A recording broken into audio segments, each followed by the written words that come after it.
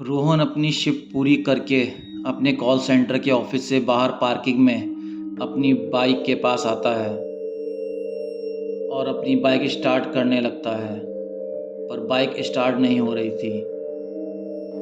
रोहन थक हार कर अपनी बाइक का तेल देखने लगता है। उसने देखा उसकी बाइक का तेल ख़त्म हो गया है। बाइक का तेल ख़त्म होने की वजह से बाइक को अपने ऑफिस में ही छोड़कर पैदल ही घर निकल जाता है।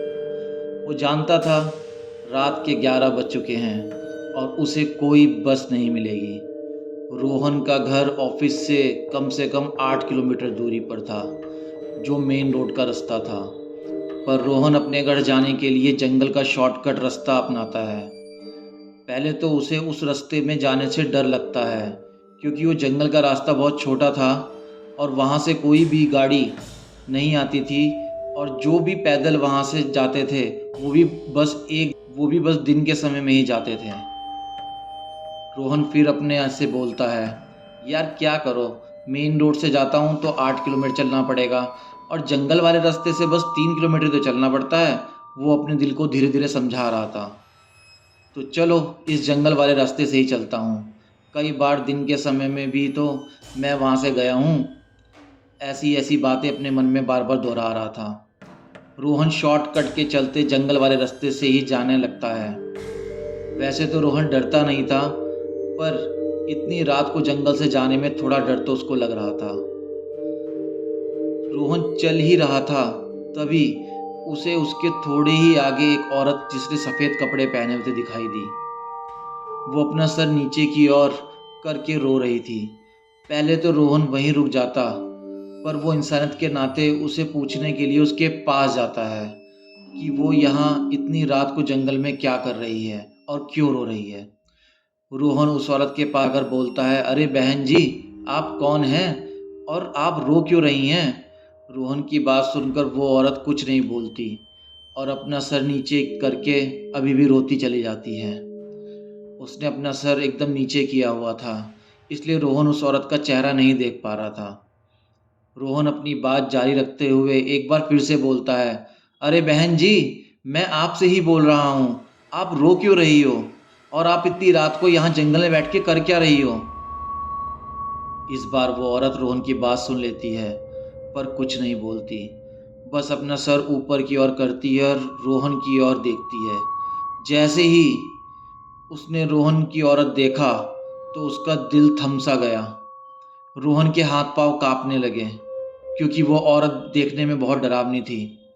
रोहन ने देखा वो औरत और कोई नहीं बल्कि मधु आंटी थी, जिनकी मौत लगभग 2 साल पहले हो चुकी थी। रोहन बिना टाइम गवाए वहां से पीछे की ओर भागने लगा।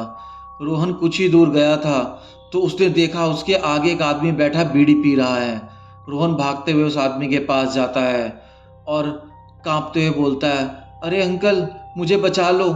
रोहन की बात सुनकर वो आदमी बोला, क्या हुआ बेटा और किस बचाने की बात बोल रहे हो बेटा?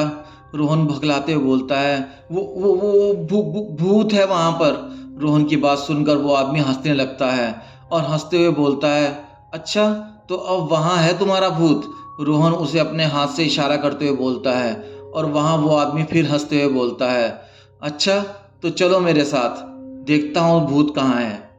इतना बोलकर वो आदमी रोहन का हाथ पकड़ लेता है और उसे ही खींच कर ले जाने लगता है। रोहन उसके साथ नहीं जाना चाहता, पर रोहन कुछ नहीं कर पा रहा था। रोहन को लेकर वो आदमी उसी जगह पर आ गया था जहाँ पर अभी कुछ देर पहले मधु आंटी थी, पर अब वो वहाँ नहीं थी। रोहन इधर उधर मधु आंटी को देखते ही रहा था, पर उसे वो कहीं दिखाई नहीं दे रही थी। उस आदमी की ओर देखता है, पर अब वो आदमी भी वहाँ नहीं था। रोहन डरते हुए उस आदमी का आवाज़ देता है, अंकल आप कहाँ हैं? मुझे आपकी हेल्प की ज़रूरत है। जब उसको वो आदमी कहीं दिखाई नहीं देता तो फिर वहाँ से भागने लगता है। रोहन भागते भागते अचानक रुक जाता है और डर से कांपने लगता है। वो देखता है वही आदमी अब अपनी पहले वाली जगह पर बैठकर बीड़ी पी रहा था और उसको देखकर मुस्कुराते जा रहा था। उस आदमी की वो मुस्कान रोहन का खून जमा देती है। रोहन जैसे ही अपने पीछे भागने को मुड़ता है तो उसकी सांसें थम सी जाती है। उसका दिल मानो उसकी छाती फाड़ कर बाहर आने लगता है। उसने देखा कि उसके पीछे मधु आंटी खड़ी थी। उसका चेहरा सफ़ेद और फटा हुआ था और उसने चेहरे की जगह जगह से खून निकल रहा था और मधु आंटी धीरे धीरे उसके पास आ रही थी। वो जितना पास आ रही थी वैसे वैसे ही रोहन के दिल की धड़कन तेज होते जा रही थी। मधु आंटी रोहित के पास आकर रोते हुए बोलती हैं, उसने मुझे क्यों मारा था? मेरी क्या गलती थी? रोहन डरते हुए बोलता है किसने मारा था मधु आंटी? आप गुस्से के साथ क्या बोल रही हो? तेरे बाप ने। उसने मुझे पैसे उधार लिए थे और जब मैंने अपने पैसे मांगे तो उसने मेरा गला दबाकर मुझे मार दिया था।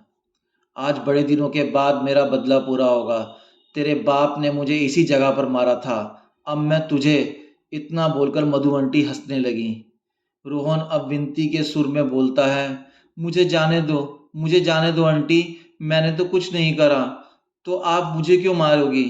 रोहन की बात सुनकर मधु आंटी हंसने लगती हैं और हंसते हुए बोलती हैं, मैं तुझे यहाँ मारूंगी और तेरा बाप वहाँ तेरे गम में मरेगा। इतना बोलकर रोहन के पास आकर उसका गला दबाने लगती हैं। रोहन की लाख कोशिश करने पर भी रोहन अपना गला छुड़ा नहीं पा रहा था। देखते ही देखते रोहन की सांसें अब टूटने लगी थी और देखते ही देखते रोहन का दम निकलता जा रहा था। यही देखते हुए एकदम रोहन की आंख खुलती है और वो नींद से जग जाता है, क्योंकि वो पूरा सपना देख रहा था। उसको सपने में ही लगा था कि कोई उसका गला दबा रहा है। यही देखते हुए एकदम रोहन की आंख खुलती है और वो नींद से जग जाता है, क्योंकि वो पूरा सपना देख रहा था। उसको सपने में ही लगा था कि कोई उसका गला दबा रहा है। दोस्तों, अगर ये आपको सस्पेंस वाली स्टोरी पसंद आई हो तो कृपया मेरे चैनल को लाइक करें, सब्सक्राइब करें। Thank you.